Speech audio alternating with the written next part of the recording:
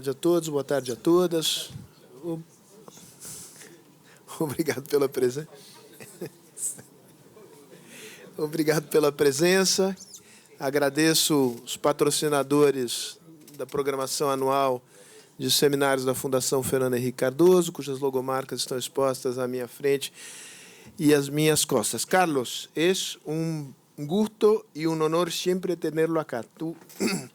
Vos sos, para decirlo en porteño, un amigo de la casa. Entonces, muchas gracias. Ni siquiera es necesario presentarte a esta audiencia, pero quizás sea importante decir que es uno de los mejores, si no el mejor, el príncipe del periodismo argentino, yo diría. Es un príncipe pelado, pero es un príncipe. Son príncipes, son dos, pero yo no soy un príncipe. Es monárquico. No, Carlos siempre nos brinda con un análisis muy abarcador de la realidad argentina. Estamos en un momento sumamente importante y Carlos, además de ser muy inteligente, es muy divertido. Entonces, que para ahorrar tiempo, para escucharte el tiempo más largo posible, te paso la palabra por, qué sé yo, 40, 45 minutos. Bueno, lo primero que tengo que decir es gracias por la hospitalidad con que siempre me reciben aquí. Yo soy un gran fan del presidente, así que para mí es un honor enorme estar acá y espero no hacerlo quedar mal. Y muchas gracias por el cariño de siempre, Sergio. Estamos, como decías, y voy a pedir disculpas porque mi portugués es muy deficiente como para torturarlos. Creo que inclusive va a ser mejor que me escuchen en español. El español no te sale mal, ¿no? Gutural. Español gutural. Estamos, como decía Sergio, en una situación verdaderamente rara. Creo que era Gramsci el que decía que las transiciones generan monstruos, ¿no? Bueno, esta es especialmente monstruosa porque tiene una peculiaridad. Si uno estudia bien el tema, fue organizada así. ¿Qué quiero decir? Estamos con un presidente que políticamente ya perdió, que nadie lo ve como presidente, pero que no tiene la posibilidad todavía de abocarse a hacer una transición ordenada con su sucesor. Tiene que seguir haciendo campaña. Y estamos con alguien a quien todo el mundo ve como presidente, que no puede decir las cosas que le convendría decir para ordenar sobre todo la situación económica porque tiene que seguir haciendo campaña. Y esto sucede no por azar, esto es lo más lamentable, sino porque entre las muchas excentricidades argentinas hay una especial que son esta ley aberrante de primarias, donde los candidatos compiten contra nadie. Yo me preguntaba el lunes siguiente de las primarias cómo leería un americano los diarios, donde dicen, bueno, Macri perdió una primaria. Bueno, ¿quién va a ser el candidato del partido de Macri? Macri. Pero esto es así. Bueno, habría que contar un poquito la historia de esta ley. Me gustaría explicarlo para que se entienda por qué sucede esto. Cuando Néstor Kirchner pierde como candidato a diputado en el año 2009, él se apresura a hacer dos leyes antes de perder la mayoría parlamentaria que iba a perder el 10 de diciembre de ese año, por haber perdido la elección. Y son dos leyes que le salieron muy mal y muy importantes. Una es la ley de medios, que era una ley pensada para destruir al grupo Clarín y que lo único que logró es fortalecer a Clarín y destruir a todo el resto. Digamos, Clarín nunca salió más fuerte de un proceso político como después del kirchnerismo. La segunda ley es esta, que es una ley pensada para corregir el pasado, no para pensar el futuro. Es decir, él examinó lo que él creía que eran los factores que lo habían llevado a la derrota e intentó removerlos. Y tiene un dispositivo que es el que provocó esta situación, porque es una ley que prohíbe que si alguien, un candidato, pierde una elección primaria, pueda competir en otro rol en la misma elección. Es decir, queda descalificado por completo. Entonces, ¿cómo aplica la ley en la realidad? Les voy a poner un caso, que es un caso real. Supongo que ustedes conocen. Roberto Labaña es el candidato, digamos, que tercia en esta elección. Labaña se postula como candidato en el mes de marzo. Yo soy Labaña ahora. Calculo que tengo 5% de votos. Pero que en octubre puedo llegar a tener 25 o 30 o más. Entonces empiezo a buscar ese 30 de octubre. Si yo en agosto, el 11 de agosto, las primarias, me someto a una elección con otro candidato, como por ejemplo Sergio Massa, que viene teniendo 15% flat, posiblemente yo, Labaña, en agosto puedo perder por 14 contra 15 o por 13 contra 15, quedo descalificado y termino perdiendo la posibilidad de llegar a octubre con 20, posibilidad que Massa nunca iba a tener, o con 30, o con 35. ¿Cuál es entonces el estímulo que pone la ley en mi conducta? Armo mi propio partido, me inscribo, y como la ley prohíbe que aunque no tenga un competidor, tenga que competir, igual voy solo a la elección. Si todos hacemos lo mismo, es la elección general. Por lo tanto, el resultado se interpreta como que es el resultado definitivo. Pero no es definitivo. Hay que seguir compitiendo. Y esto genera una distorsión económica enorme, que es la que estamos viendo. Una especie como de vacío de poder.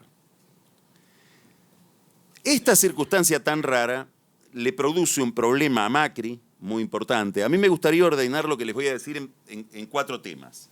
Y después, si quieren, vamos a comentarios. Sí, claro. El primer tema es cómo encara Macri esta campaña electoral, cómo la encara Fernández. Los dos están metidos en un dilema muy interesante. Y después, lo más importante, a mi juicio, cómo queda Cambiemos, es decir, qué tipo de oposición va a tener el próximo gobierno, porque eso es lo que va a determinar si vamos o no a una nueva hegemonía.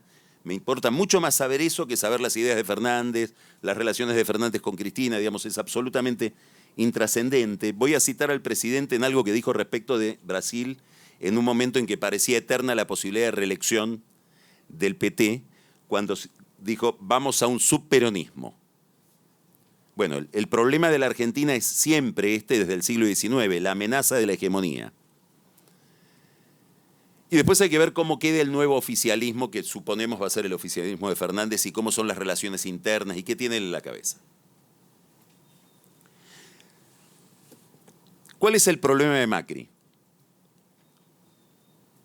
El problema de Macri es que, dado que el principal desafío que tuvo toda la presidencia Macri fue la inflación,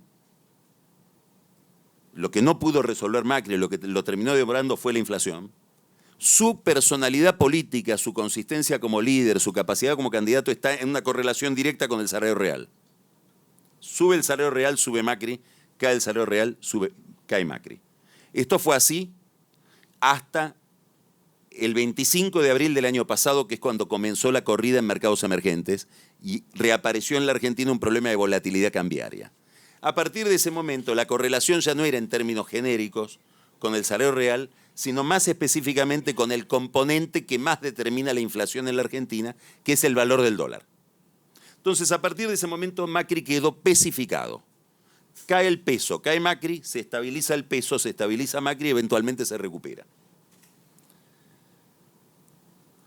Hay cosas que son sorprendentes en la psicología colectiva, de los grupos humanos, etc. Si uno mirara los diarios de la Argentina del mes de abril, mayo, principios de junio, todo Cambiemos estaba discutiendo la candidatura de Macri y quedaba muy claro que Macri era un muy mal candidato, que podía perder. ¿Qué era lo que volvía tan evidente el problema? Inestabilidad cambiaria. Hasta que un domingo a la noche, en realidad fue un viernes viaja de incógnito Duhovne a Brasil, Exministro de Hacienda. exministro de Hacienda, era ministro de Hacienda en ese momento, trata de verlo a Guedes. Guedes le había dicho en esas cosas proyectivas, digamos teóricas, tenemos que ir a la moneda común. En Buenos Aires, desesperados, anunciemos algo que nos haga salir de esta inestabilidad cambiaria. Vayamos a la moneda común de Guedes. Viene a verlo a Guedes, obviamente Guedes no estaba, nadie lo encontraba. ¿Eh? volvió a Buenos Aires y el domingo a la noche consiguió que David Lipton, que es el segundo del Fondo Monetario Internacional, y por el volumen del crédito era el encargado él del programa, le permitió usar reservas para intervenir en el medio de eso que parecía una banda cambiaria, y eso estabilizó el dólar, y al estabilizarse el dólar se suspendió la discusión sobre la candidatura de Macri. Se dio por sentado que con un dólar quieto, Macri era un buen candidato. Esto, que era un problema en aquel momento, ahora es un problema muy superior. Entonces, el único mandato que le dio Macri a su nuevo ministro de Economía es dólar quieto. Con cepo cambiario, vendiendo reservas, defolteando los bonos, como sea, dólar quieto porque es mi candidatura. Entonces destrozaron, digamos, bajaron todas las banderas que traían hasta ese momento por el dólar quieto. Ahora viene lo interesante.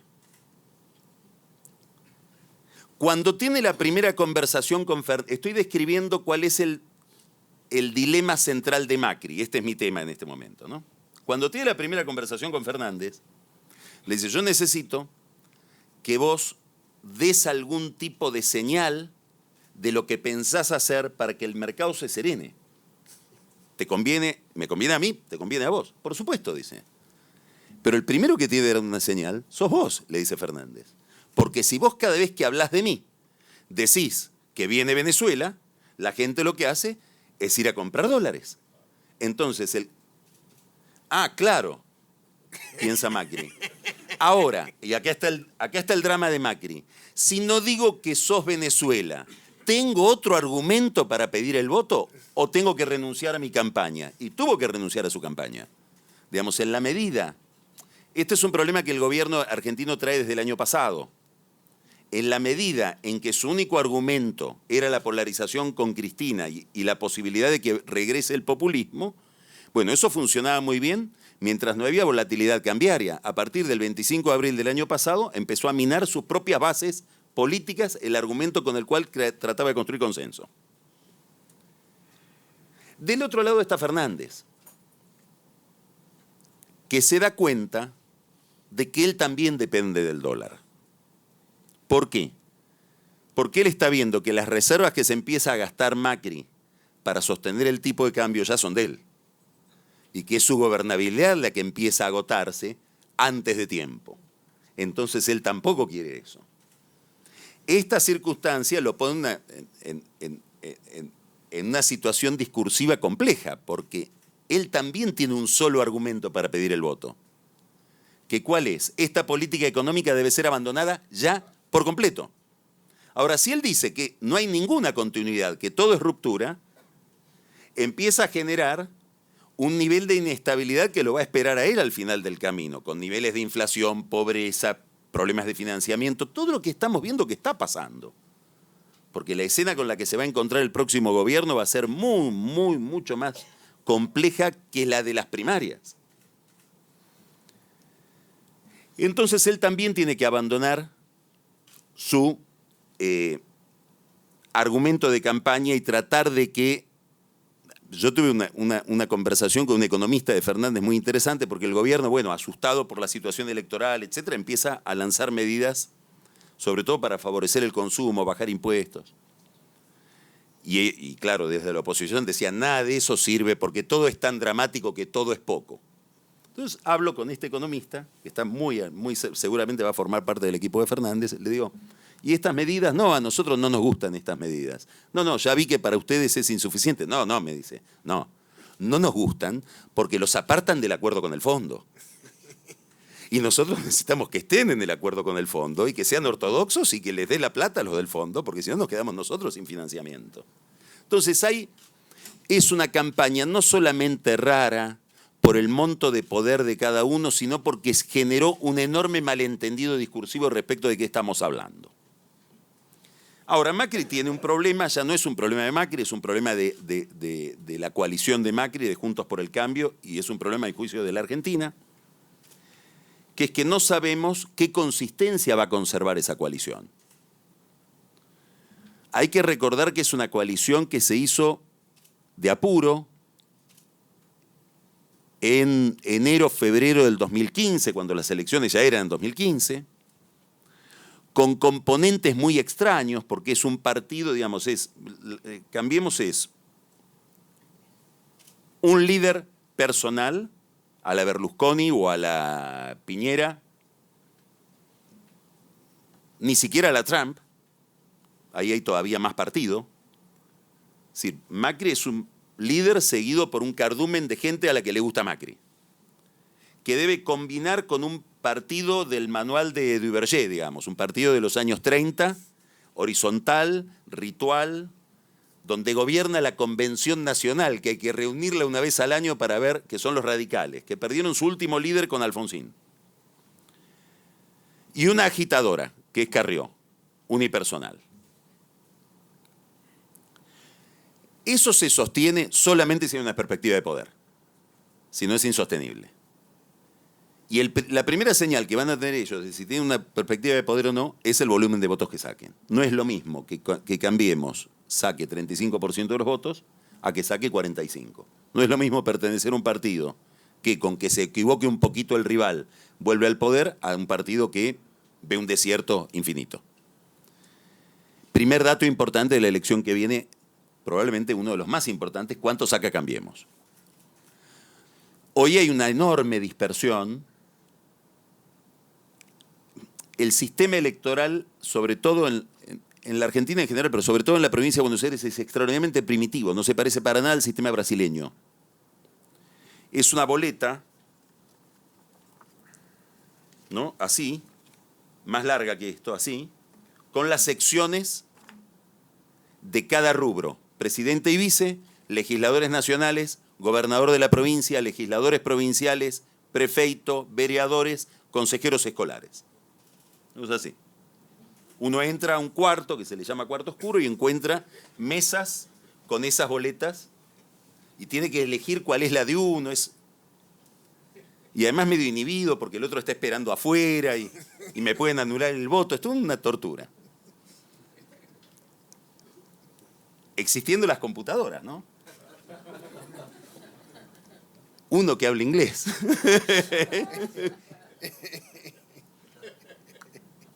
Entonces,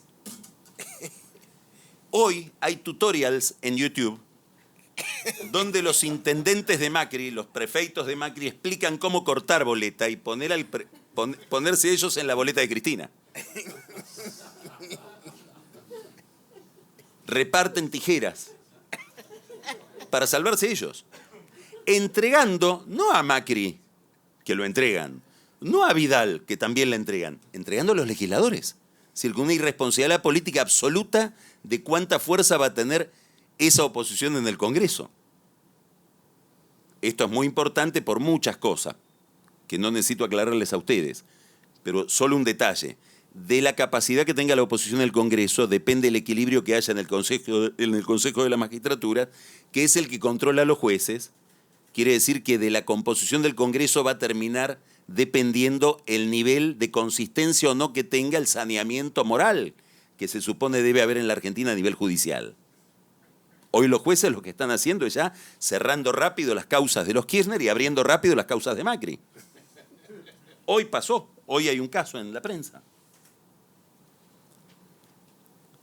Este es el primer tema que hay que mirar entonces, el volumen electoral de Cambiemos y qué cantidad de legisladores va a tener Cambiemos en el Congreso. Según los números de la elección anterior, tendría que tener aproximadamente 100 legisladores. Después hay que ver la consistencia de ese bloque, ¿no? El segundo tema, muy importante, si conservan o no la capital federal. Daría la impresión de que la ciudad de Buenos Aires debería reelegir al alcalde. Es importante porque es uno de los 3, 4 distritos más importantes de la Argentina. Sería el único que les queda. Y además es el distrito de Macri. Fernández es porteño.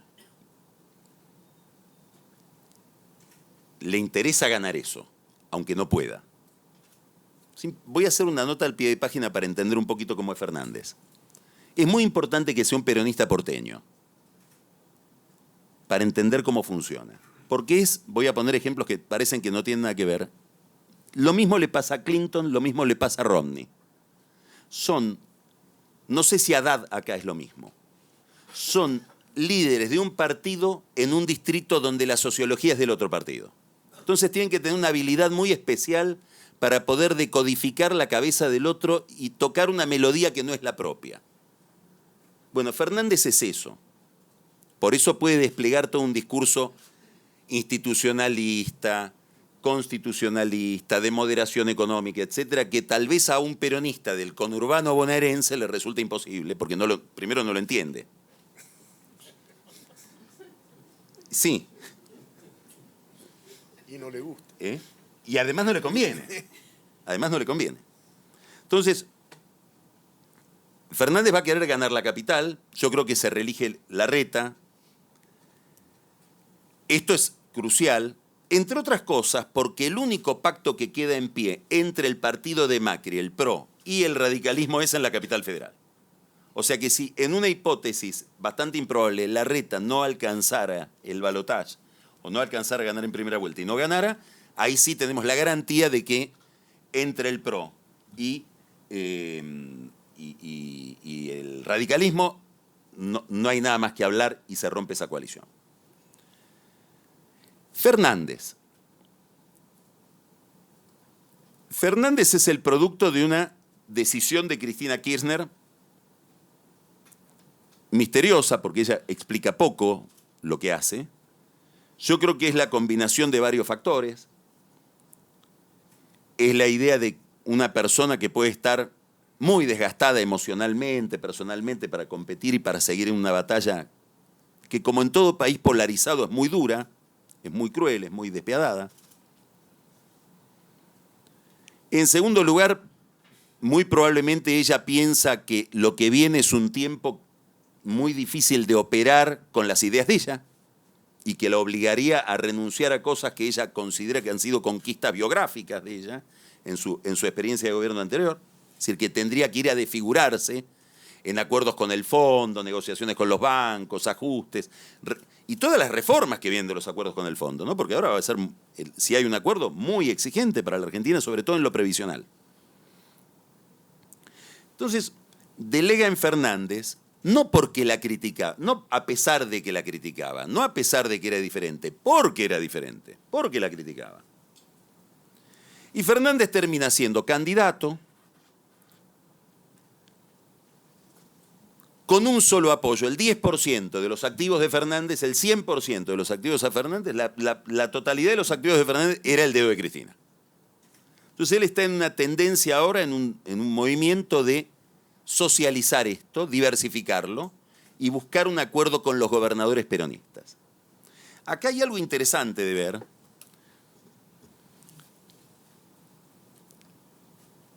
Porque esto ya sucedió. Si uno mira la campaña del peronismo del 2015 en la Argentina, la que llevaba adelante Daniel Scioli, que era gobernador de la provincia de Buenos Aires, los gobernadores también le decían en aquel momento, sepárate de Cristina, porque con esta orientación vamos a un choque, vamos a una catástrofe. Y él trataba de hacerlo, era un tipo muy miedoso y además Cristina era presidenta. Pero él mandaba emisarios a hablar con los holdouts a New York para decir que se iba a pagar la deuda, ponía voceros de economía que eran bastante ortodoxos.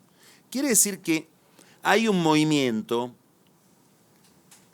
más o menos evidente, a mi juicio bastante antiguo en la historia reciente, de un intento del peronismo de sacarse de encima a Cristina Kirchner, porque Cristina Kirchner nunca fue la líder conceptual de ese grupo.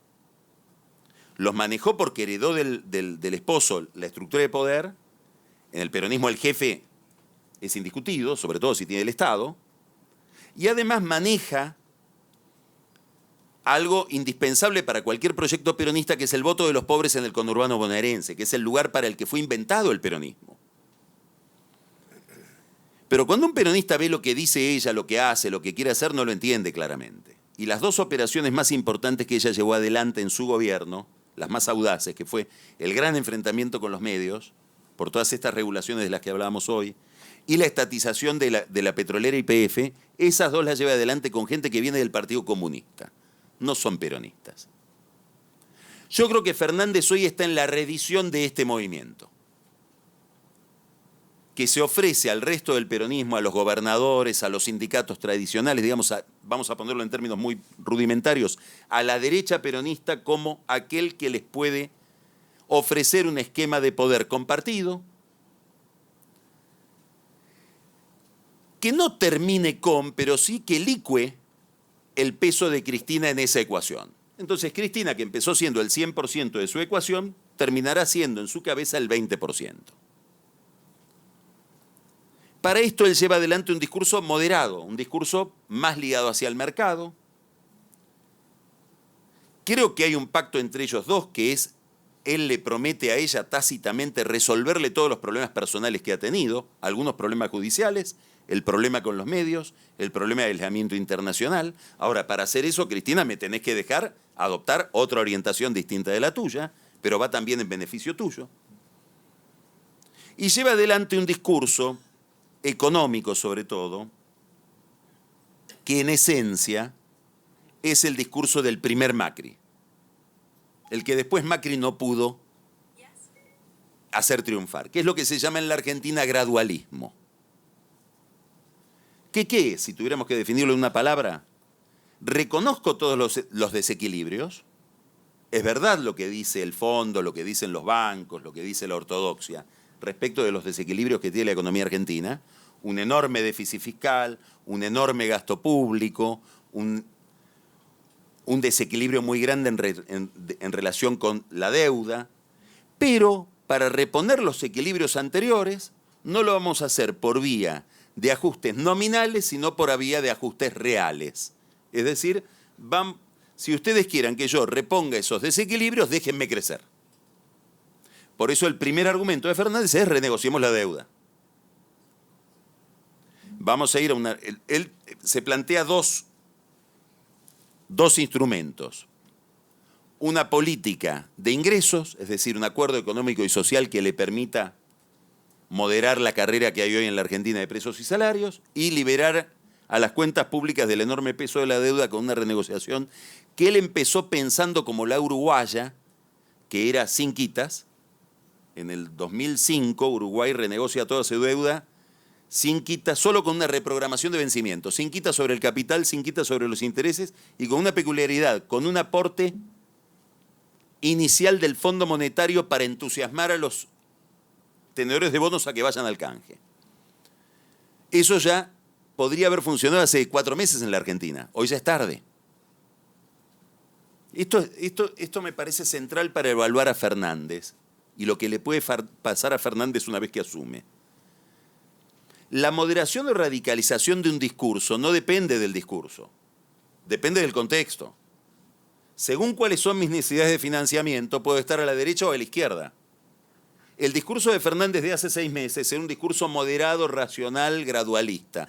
Hoy puede ser populista porque se me cerraron todas las fuentes de financiamiento. Entonces me van a pedir más. Dice, es muy moderado. ¿Para qué caja? Decime primero qué caja tiene y después te digo si es moderado o no. Hoy yo creo que es un discurso que quedó con una dosis de optimismo que puede ser muy frustrante para él. Es el teorema de, ¿cómo que se llamaba? El boxer Mike Tyson. Que estratégia é uma coisa que você tem até tomar uma porrada na cara. Claro, exacto. Muy bueno. Exactamente. Hasta ahora todo fue estrategia.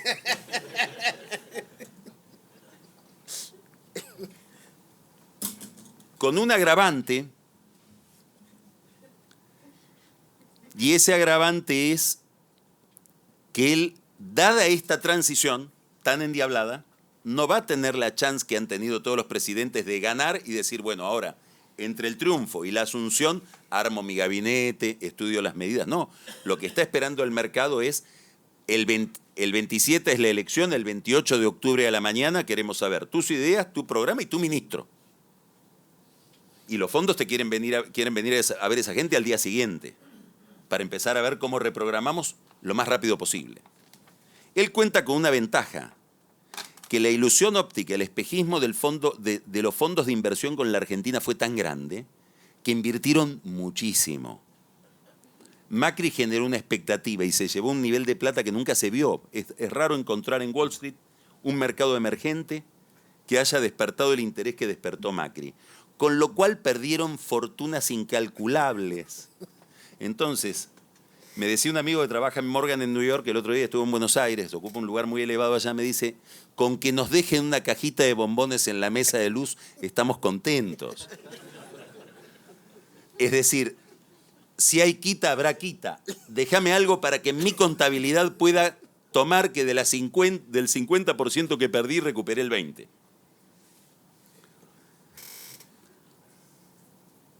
¿Cuál es el principal problema entonces de Fernández? Yo no creo que el problema sea la izquierda, no creo que el problema sea Cristina, no creo que el problema sea lo que se llama la Cámpora, que es el grupo de jóvenes que rodea a Cristina, no porque quieran colaborar con él, sino porque como ven que son ideas que no son las propias, preferimos no involucrarnos. Y preferimos preservarnos de que puedas llegar a decir de que fracasaste porque nosotros te obstruíamos con ideas extrañas.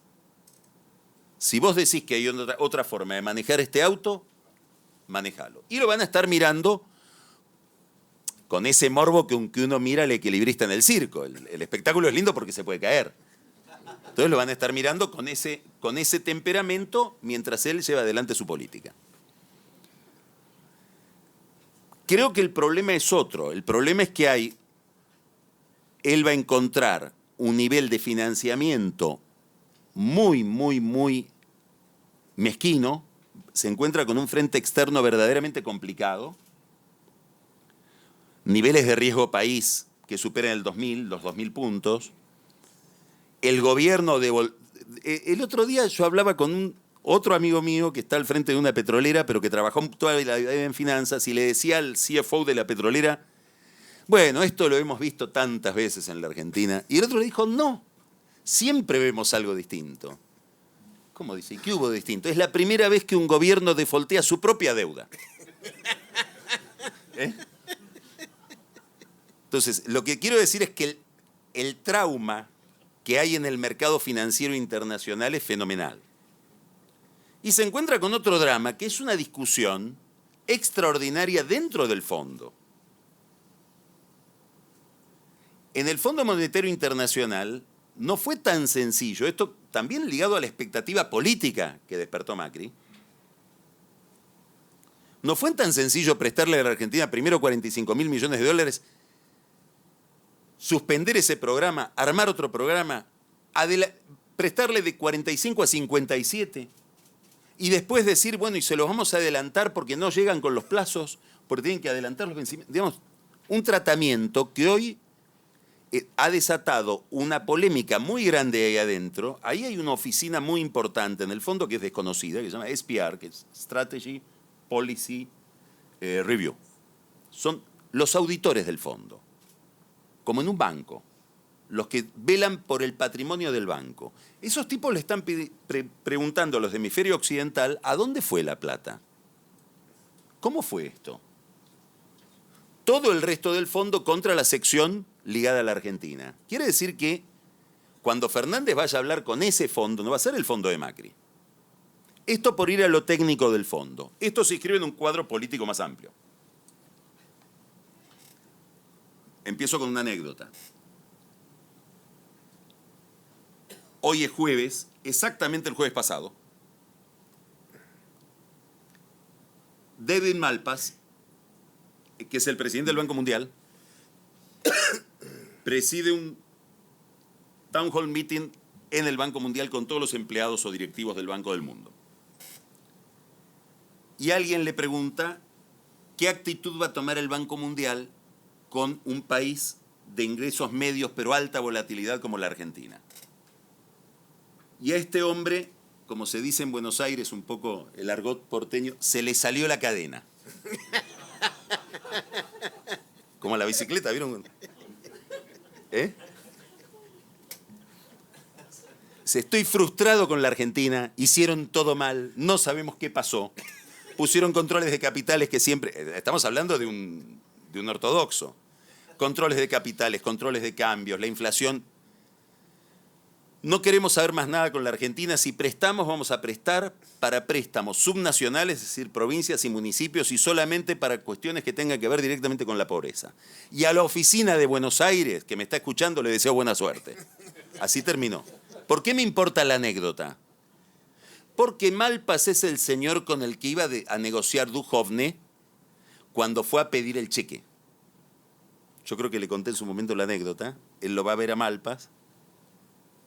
Malpas es el que dice, bueno, 45.000 millones de dólares, que después ese es el mandato con el que va a Estados Unidos y la convencen a Lagarde, etcétera, en el fondo. Y Duhovne, que es muy divertido, dice, lo fui a ver y yo le tenía que explicar, nos tienen que dar la plata porque si no vuelve el... Y ahí me di cuenta que ellos también son populistas. Entonces digo, ¿qué le digo? ¿Cómo le explico? Y me trabajaba la cabeza a mí, él dice, pero fui a lo seguro, vuelve el comunismo. Y ahí Malpas dijo 45.000 millones de dólares. Ahora está diciendo, ese es el Malpas del jueves pasado. ¿Por qué me importa? Porque si Malpas sigue teniendo alguna influencia en esa oficina, era el segundo del fondo, el segundo del Tesoro, si la opinión de Malpas expresa la opinión del Tesoro o influye sobre la del Tesoro, Fernández va a tener un enorme problema. Porque en Estados Unidos no está Obama, está Trump, que no distingue los colores. Digamos, es blanco o negro. Y se imagina a sí mismo como una especie de mini Reagan que va a terminar con el populismo en América Latina, empezando por Nicaragua, siguiendo por Cuba, Venezuela.